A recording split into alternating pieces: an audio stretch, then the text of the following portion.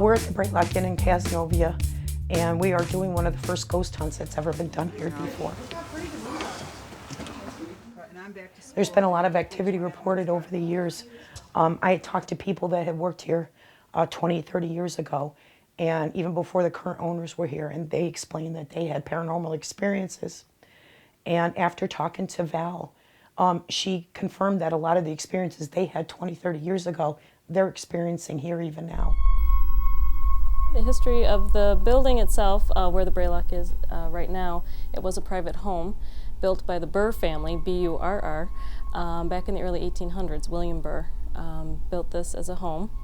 And it was a private home until, I believe, the 1940s. It was on the Williams Inn, which was a tavern and a guest house, and then it became the Brae Loch Inn in 1950.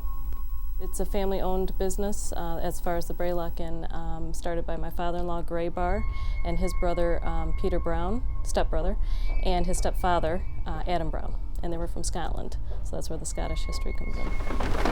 It's just tough on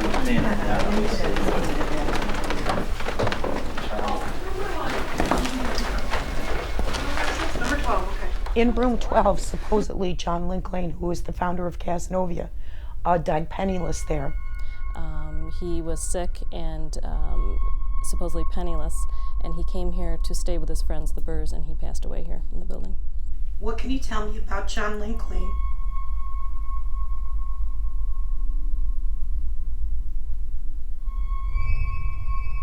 Did he die in this room? That was the master bedroom, and we're thinking that John Linklain could not have been in the master bedroom and died here because John Linklain moved in here because he was penniless.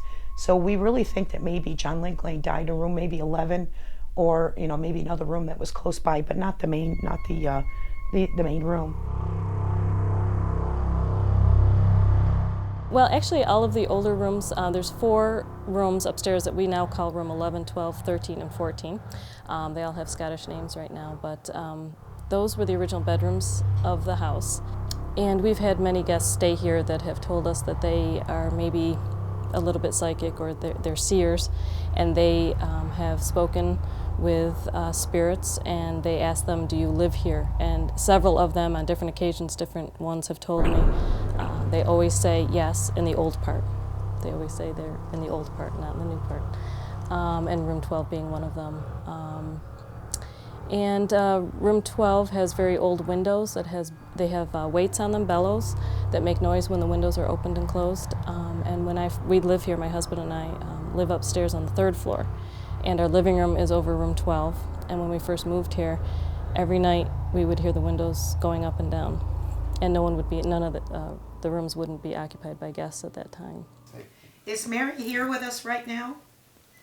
But there has been also seen somebody that's in the 1800s period dressed too, and we think that that may be tied to the building here. They talk about a woman named Mary who was here, who was Mary Burr, and she was the mistress of the house before the Barr family had taken it over. She built an estate out on Westlake Road in Cazanovia, and what's interesting is that when she moved from here, she moved to that estate. And the people that live in that estate now talk about seeing the same apparition over in that estate, and they see the same apparition here. So it's kind of interesting that it might be Mary in both places. Are you bothered by the number of people in here? If so, let us know by making one of these lights change. I do have quite a few people tell me there's a girl named Sarah here who's from the 1800s. I have a lot of people telling me that she's very proud of the place and that she shows them around.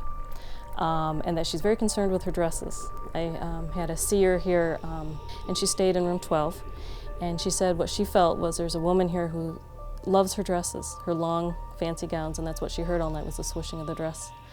We've had a lot of voices telling us that they need help. Do you need help?